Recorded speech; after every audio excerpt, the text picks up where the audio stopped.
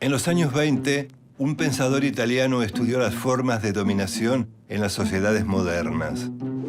A esa forma de dominación la llamó hegemonía y la definió como el modo en que la clase dominante somete a las clases proletarias.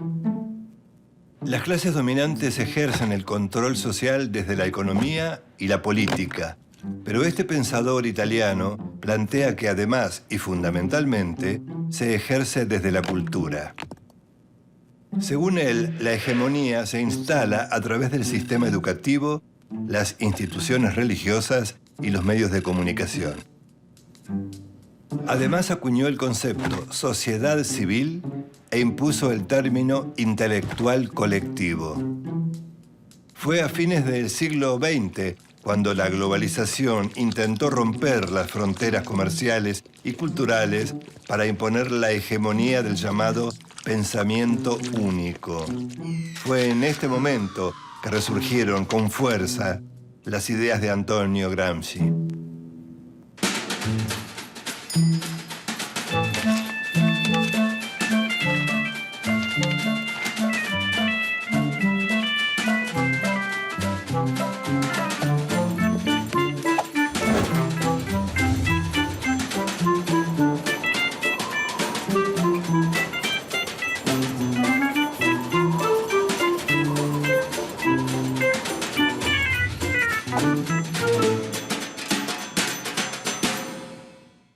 El pensamiento de Gramsci se convirtió en una herramienta fundamental para todos esos movimientos que rechazaban la globalización del capitalismo. A más de 70 años de su muerte, estos movimientos se siguen alimentando de sus ideas.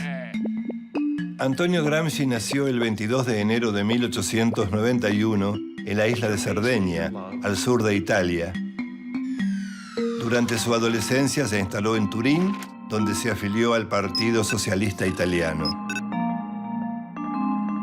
Ingresó a la universidad, pero dejó sus estudios y se dedicó al periodismo, donde se destacó por su lucidez intelectual. Cuando en 1917 estalló la Revolución Rusa, Gramsci la apoyó con entusiasmo e incluso viajó a la Unión Soviética, donde fue testigo privilegiado de la instauración del comunismo. La revolución bolchevique se apoyó en organizaciones de obreros y campesinos llamadas Soviet. Gramsci intentó aplicar en Italia el modelo soviético, uniendo el obrero industrial del norte con el campesino del sur. Para llevar a la acción su pensamiento, ingresó a trabajar en la fábrica Fiat, en Turín. Con la participación de trabajadores socialistas y anarquistas, creó en la empresa automotriz los consejos de fábrica, siguiendo el modelo de los soviets rusos. Los consejos de fábrica fueron órganos políticos cuyo objetivo máximo era lograr la revolución proletaria. Entre 1919 y 1920, la agitación obrera llegó a su máximo apogeo. Una sucesión de huelgas y protestas contra las patronales configuraron lo que se llamó el Bienio Rojo. Como consecuencia, las empresas prohibieron los consejos de fábrica. Los trabajadores respondieron con una huelga general. Los empresarios, alarmados por la situación, apelaron a un líder político anticomunista de una fracción minoritaria llamado Benito Mussolini. Entrará más tarde como el principal protagonista del capítulo más horrible en la historia de Italia. È sacrosantemente vero. Io mi preoccupo tutti i giorni, dalla mattina alla sera, lavorando senza contare le ore di lavoro, mi preoccupo di dare il massimo lavoro possibile a tutti gli operai italiani.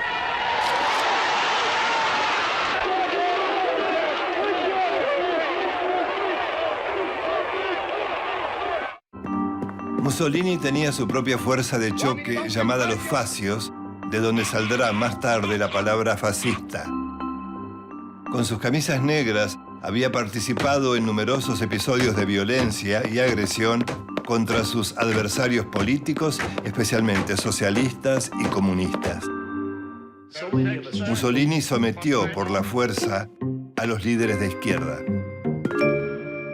A partir de estos episodios, las arengas revolucionarias de Gramsci se hicieron más extremas. En noviembre de 1925 fue detenido, luego juzgado y condenado a 20 años de cárcel. Los cargos fueron actividad conspirativa, apología del delito e incitación al odio de clase. El fiscal fascista que lo condenó lo resumió en la frase: debemos impedir funcionar a este cerebro. Ese era el objetivo. Nunca lo lograron. A partir de ese momento se transformó en uno de los presos políticos más célebres de la historia. Justamente en esos años de encierro escribió en unos cuadernos que le permitieron tener en la celda. Esas anotaciones fueron conocidas luego como los cuadernos de la cárcel. En más de 3.000 páginas, Gramsci describe su visión del mundo y propone mecanismos para cambiar la realidad. Según su perspectiva, en toda sociedad de clases hay relaciones de fuerza que son cambiantes. Al igual que Marx, Antonio Gramsci cree que filosofía y política están unidas en el accionar de un sujeto social colectivo, el proletariado. El objetivo de la revolución es transformar las instituciones y las relaciones sociales. También debe cambiar a los hombres porque la revolución debe ser una gran reforma intelectual y moral. Pero para ello es necesario contrarrestar la cultura hegemónica. ¿Pero qué es la hegemonía? Tradicionalmente, el concepto de hegemonía se refiere al predominio de un grupo, clase social, estado o institución sobre otro de su mismo tipo. Gramsci usa este concepto para entender cómo las clases dominantes ejercen su poder en la sociedad y plantea que la hegemonía es una imposición de tipo cultural. Las clases dominantes imponen su idea de sociedad a las clases oprimidas. Su visión del mundo se impone sobre las demás. La hegemonía se instrumenta a través de la educación, la religión y los medios de comunicación, lo que él llama la sociedad civil. Además de una sociedad civil comprometida, toda revolución, dice Gramsci, necesita de condiciones objetivas y subjetivas para materializarse. Cuando los actores sociales reconocen los problemas comunes y se ponen de acuerdo en las soluciones, se están creando las condiciones subjetivas para una revolución. Las condiciones objetivas, en cambio, las provee la crisis del capitalismo. Desocupación, miseria, desplazados del sistema. Pero además, para generar una revolución, es necesario un sujeto revolucionario. El sujeto revolucionario es un sujeto colectivo. Este sujeto colectivo, o sea, la clase trabajadora, genera otra idea hegemónica que transforma a la sociedad y que a su vez influye y transforma al individuo. Esto lleva a otro concepto fundamental de Gramsci: la filosofía de la praxis. No se puede separar al sujeto del objeto, tampoco el ser del pensar y el hacer. La praxis es el territorio donde se unen la idea y la acción. La praxis revolucionaria propone una idea de contrapoder.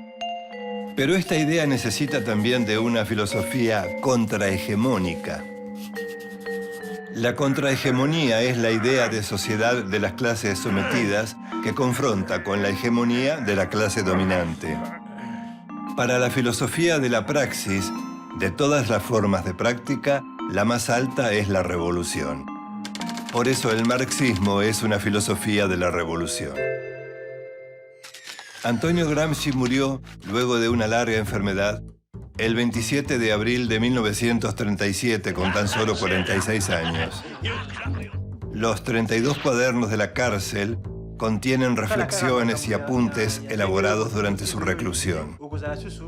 Es un testimonio lúcido y duradero que aún sobrevive en los múltiples movimientos de resistencia político-culturales en todo el mundo. A finales del siglo XX, las manifestaciones contra la globalización capitalista vieron emerger a la sociedad civil y sus ideas contrahegemónicas. Sindicatos, trabajadores desocupados, estudiantes, campesinos, indígenas, feministas, ecologistas y minorías sexuales. Estos movimientos, cada uno con sus reivindicaciones, son continuadores del pensamiento de Antonio Gramsci. Gramsci propuso actuar con el optimismo de la voluntad, porque el socialismo es esperanza. Su vida y su lucha están marcadas por su férrea convicción de que el mundo es como es, pero que también puede ser de otra manera. Y esa es la misión: cambiarlo.